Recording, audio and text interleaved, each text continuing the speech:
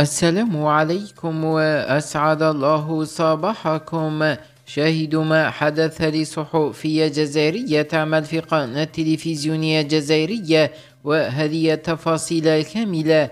تابع الفيديو للأخير. تعرضت صحفية جزائرية تدعى جمانة غيدم وتعمل في قناة تلفزيونية جزائرية لحادث مرور خطير، وحسب الصور المنشورة على الفيسبوك فإن هذه الصحفية تعرضت لإصابات خطيرة على مستوى الوجه والأنف، وهي الآن ترقد في المستشفى وتتلقى العناية اللازمة.